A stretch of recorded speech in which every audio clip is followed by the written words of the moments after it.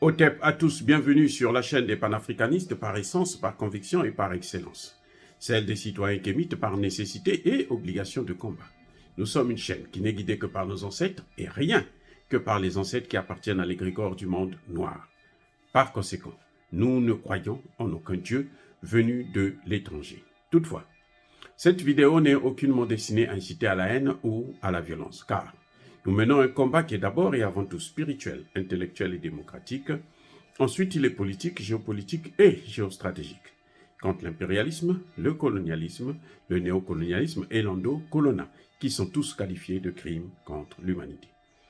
Nous menons ce combat sur la base du principe fondamental que nous avons hérité de nos ancêtres kémites, qui est celui de la Mahat, c'est-à-dire solidarité, vérité et justice.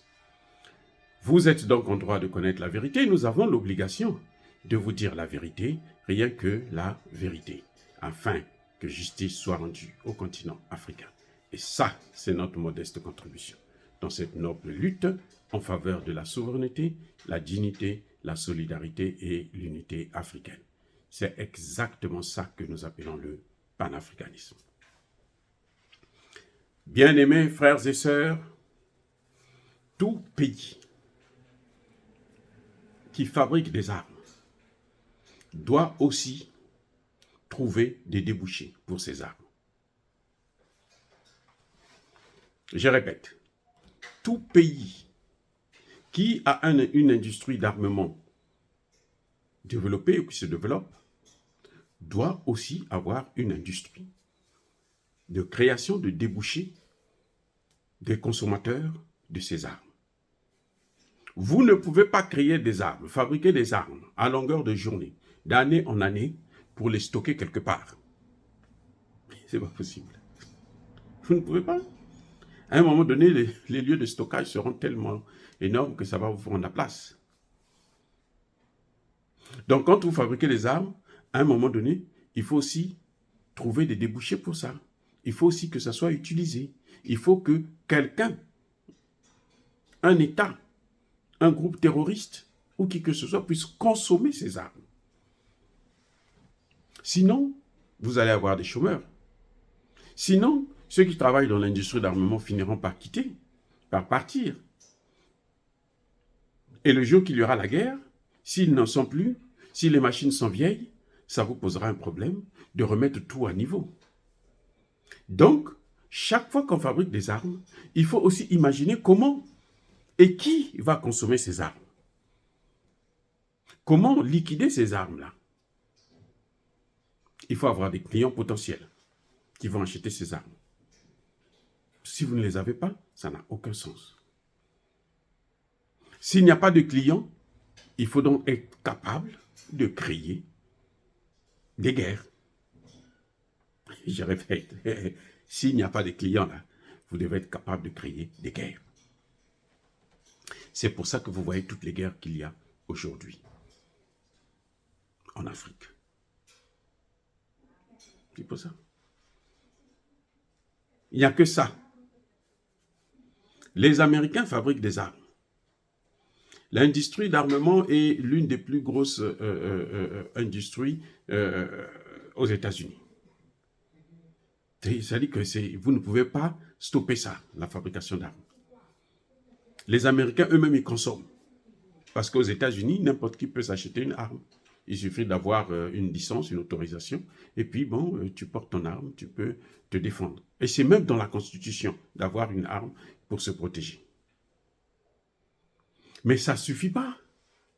Les Américains sont 250 millions. Imaginez qu'on fabrique des armes. Depuis que l'Amérique est une puissance militaire, s'il n'y a que 250, les 250 ou les 300 millions d'Américains ont consommé toutes les armes, les autres, qu'est-ce qu'on va faire de ça?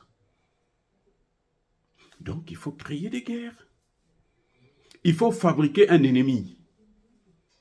Pour que les États-Unis puissent aller faire la guerre en Irak, les États-Unis ont dit que l'armée irakienne est la 4e armée au monde. Après celle des États-Unis, de la Russie, de la Chine, et puis peut-être de l'Angleterre. Non, de la Chine et puis c'était l'Irak. Et vous voyez, on a fabriqué de toutes pièces un consommateur ou un dépôt, là où on peut aller bombarder. Et quand les Américains ont décidé de faire la guerre en Irak, c'était un tapis de bombes. C'est-à-dire qu'on a bombardé, mais alors d'une manière incroyable. C'est-à-dire que ce sont des millions d'obus qui sont tombés en Irak. Ça fait 1 million de morts. Ce n'est pas leur problème. L'industrie d'armement a fonctionné. Plus tard, ils sont allés en Afghanistan, partout. Ils sont allés même en Libye. Là, la résolution de l'ONU, quand ils sont en train de se battre pour avoir une résolution de l'ONU, ils sont déjà autour de la Libye. La résolution est adoptée. Dans la matinée, le soir, les bombardements ont commencé. Et la résolution n'autorisait même pas les bombardements. Mais il fallait seulement qu'il y ait le cachet des Nations Unies, tant pis pour ce qui va arriver. Le soir, ils ont bombardé, comme d'habitude, un tapis de bombes. Ce n'est pas une guerre conventionnelle comme on le voit en Irak, plutôt en Ukraine, où les Russes vont mollo. Hein. C'est vrai, ils font des dégâts collatéraux aussi, mais la cible principale, ce sont les militaires. C'est l'armement ukrainien. Mais avec les Américains, il n'y a pas de civils, on s'en fout des civils, on s'en fout des militaires. Nous, on détruit tout le pays, on met tout par terre. Voilà ce que apporte l'industrie d'armement au monde. Israël fabrique des armes. Israël fabrique des armes. Israël fabrique même des tanks et tout. Israël achète des armes aux États-Unis. Mais tu peux aller acheter ces armes-là pour faire quoi? Pour orner le pays? Non. On ne les met pas dans des monuments. Non, non, non, non. Donc, dès que le Hamas commence à bouger un peu là, allez, on déverse là d'une manière incroyable, on détruit tout. La riposte, elle est disproportionnelle, elle n'a rien à voir avec ce qui s'est passé. C'est le carnage total. Et on fait croire que non, le Hamas est trop fort. Ils ont trop. Le Hamas ne peut rien faire devant Israël. Nous le savons tous. Mais qui, parmi les membres du Hamas, là, incite, manipule pour qu'il y ait toujours ce genre de choses, et on détruit toute la bande de Gaza, et puis après, bon, on revoit comment on peut reconstruire. Entre-temps, il y a des familles qui mettent les mains sur la tête. L'industrie d'armement. Actuellement, les Américains, qu'est-ce qu'ils ont fait? Ils ont amené le terrorisme en Afrique. Avec les Français, Anglais, hein, tous les Européens, là, ils ont amené le terrorisme en Afrique. Depuis leur invasion de la Libye, là, ils ont installé le terrorisme dans le Sahel, le Golfe de Guinée.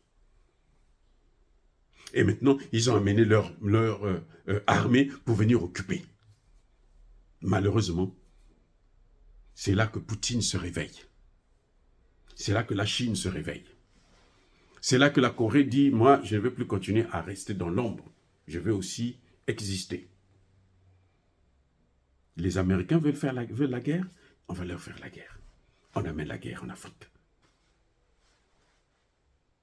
Les Américains viennent installer au Niger la plus grande base de drones américaine.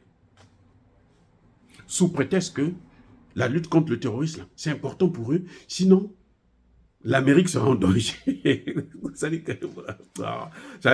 Franchement, les gars, vous savez, ça me fait rire, mais c'est triste. La façon dont on est en train de jouer avec nous. Vous êtes à 9000 km, 10 000 km de l'Afrique. Mais vous dites quand même que s'il y a le terrorisme en Afrique, là, et le terrorisme que vous-même vous avez amené, ça peut nous atteindre aussi là-bas. Mais ce sont des terroristes intercontinentaux qu'on peut prendre depuis l'Afrique, on le lance et puis ça va tomber en Afrique ou quoi? C'est incroyable. Les conséquences de l'industrie d'armement. C'est ce qui a affaibli la France. C'est ce qui fait que la France soit nulle. La France n'est même pas capable de tenir une guerre conventionnelle pendant 4 jours. La France n'est pas capable de tenir une guerre, comme Israël est en train de le faire là, actuellement au Hamas, bombardé comme ça là. La France n'est pas capable de le faire. Vous savez pourquoi? Israël a un terrain d'entraînement. Les États-Unis ont des terrains, ils créent leur terrain d'entraînement.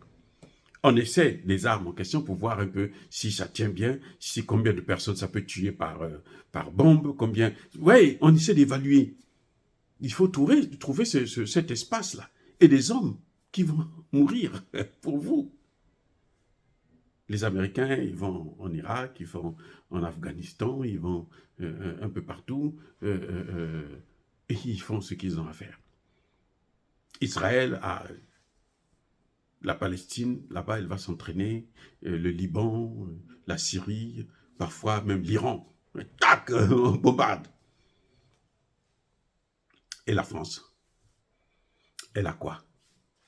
Elle va aller s'entraîner où? En Afrique, en question. L'Afrique, elle a pillé. Elle a tellement pillé l'Afrique. Elle a tellement appauvri les armées africaines. Elle a réduit l'Afrique.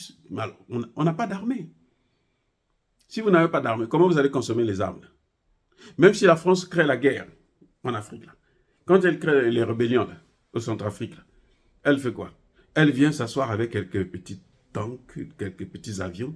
De temps en temps, bon, ils roulent un peu, ils vont bombarder une maison où les gens sont en train de se faire fêter un mariage. On tue 19 personnes et puis elle revient s'installe là. Ils attendent, ils disent, ah, on a gagné, on a gagné. Mais les pays africains ne consomment pas. Ils n'ont pas d'armement sophistiqué. Et qu'est-ce qu'ils vont faire? Vous colonisez, vous appauvrissez ceux qui sont censés consommer vos produits. Vous les appauvrissez. Vous ne voulez pas qu'ils puissent être équipés, qu'ils puissent avoir des armées pour faire des guerres. Vous leur amenez seulement des guerres. Et maintenant, eux, quand ils ont vu ça, ils se disent non, non, non, non, ça ne peut pas continuer comme ça. On se tourne vers la Russie. Vous vous plaignez, vous pleurnichez. Qu'est-ce que nous avons à voir avec ça encore? L'industrie d'armement est l'une des causes du déclin de la puissance française. Et vous allez voir, lorsque les pays africains, les chefs d'État de l'Afrique centrale, l'Afrique de l'Ouest, vont créer leur propre monnaie, vont se rendre compte que nous ne sommes plus là à soutenir la France, vous allez voir comment elle va dégringoler encore. La France sera un pays sous-développé. Je dis bien sous-développé. Même l'Europe ne pourra rien. Vous savez, vous voyez maintenant, les Allemands, ils ne veulent plus entendre parler de la France. Le couple franco-allemand est en train de divorcer là. Ils volent en éclats. Parce que la France a passé tout son temps à freiner les armées africaines pour ne pas consommer leurs produits. Et maintenant que nous avons besoin des armes, des armées d'abord bien entraînées et des équipements, on ne peut pas les acheter en France. La France a quoi? La France a quoi de bon?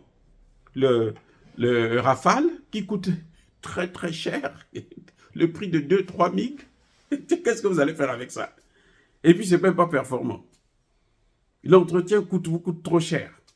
Il faut passer des années pour apprendre à piloter ce putain de machine d'avion. Ça n'a pas de sens. Et la France coule. Et elle va encore couler. Ça, nous sommes encore au début du commencement. On n'est pas au début de la fin, non, on est au début du commencement. Et plus la France va résister à vouloir s'incruster dans les pays africains, comme le Tchad et autres, là, vous allez voir, elle sera encerclée par tous les pays africains, et puis on va l'écraser. Parce que les Européens ne pourront pas sauver la France. S'ils veulent sauver la France, ils vont tomber avec elle. Vous savez, quand un homme se noie, là, si vous n'êtes pas un bon nageur, là, il ne faut pas le sauver, sinon vous allez tomber avec. Vous avez vu, les Américains ont lâché les Français au Niger, parce qu'ils savaient. S'ils ne lâchent pas le Niger, la France au Niger, ils vont couler avec la France. Et pour éviter cette catastrophe, ils se sont dit, ah non, bon, nous on se met à côté. Laissons les Français se débrouiller là-bas. Ils n'ont qu'à mourir seuls. Voilà le problème. Donc l'industrie d'armement en fait, ce n'est pas une solution pour le développement. Ce n'est pas une solution pour le maintien de la puissance d'un pays. Vous pouvez faire la guerre, occuper un pays. Mais vous n'allez pas être heureux si vos populations ne sont pas heureuses. Là. Vous avez fait la guerre là, pourquoi? Ça ne servira à rien. Si du jour au lendemain, bon, il y aura le terroriste qui va venir vous frapper, même si, quand vous êtes une puissance là, même un seul ressortissant de votre pays qui meurt, c'est grave. Quand c'est en Afrique, vous pouvez tuer autant que vous voulez. Les Français sont allés, au cours d'un marais, ils ont tué 19. Ils ont nié, ils ont dit non. Nous, on n'a pas tué 19. Non, on ne les a pas tués. Nous, on était en train de s'entraîner. C'est des souris qu'on a tuées. Et l'ONU s'est tue. Mais quand c'est une puissance, là, tuer un Américain, tuer un Anglais, un Français, vous allez voir comment l'ONU, il y aura une réunion du Conseil de sécurité pour voir comment il faut faire pour riposter, pour aller massacrer au moins 1000 personnes à la place d'un seul. Voilà. Quand Donald Trump est au pouvoir, il tue un général iranien en Irak. Personne ne dit un mot. Dit non, c'est normal. Mais tuer un général américain, vous allez entendre ce qui va se passer.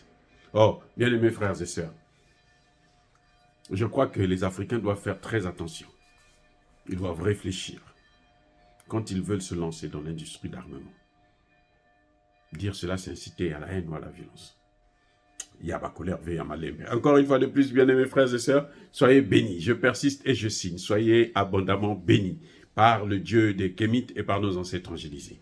Mais que tous ceux qui persécutent le continent africain le pillent et le déstabilisent. Qu'ils soient noirs, blancs, chinois, arabes, indiens ou qui qu'ils soient punis, maudits, foudroyés, neutralisés, écrasés, effacés par ce Dieu des Kémites et par nos ancêtres angélisés. Vive l'Afrique éternelle. J'ai dit et j'assume.